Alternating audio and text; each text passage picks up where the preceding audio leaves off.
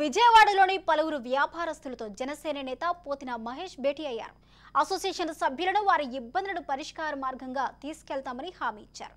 ఈ ప్రభుత్వంలో వ్యాపారులను పలు రకాలుగా ఇబ్బందులకు గురిచేస్తున్నారని వ్యాపారస్తులు వాపోయారు.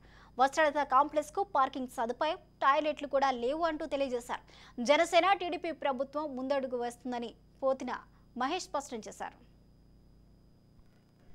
రాబోయే జనసేన టీడీపీ ప్రభుత్వ కార్యక్రమంలో భాగంగా ఈ రోజున వస్త్రలత కాంప్లెక్స్ ని సందర్శించడం జరిగింది.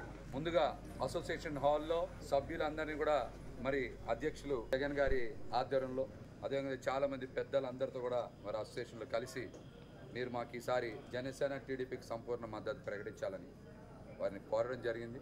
వారు కూడా ఎంతో సానుకూలంగా స్పందించడంతో పాటు ఎంతో ప్రేమపూర్వకంగా మమ్మల్ని ఆహ్వానించి ఇక్కడ ఖచ్చితంగా మీకు రాబోయే రోజుల్లో మంచి జరుగుతుంది, మా మద్దతు ఉంటుందని తెలియజేసినందుకు వారికి నా హృదయపూర్వక ధన్యవాదాలు, కృతజ్ఞతలు తెలియజేస్తా ఉన్నా.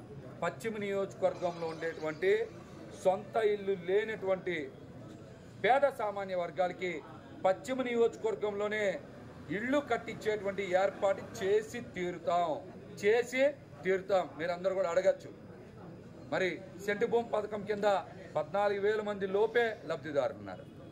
టిట్కోయిల కింద 2,000 లోపే లబ్ధిదారులు ఉన్నారు. అంటే మొత్తం కలిపి 16,000.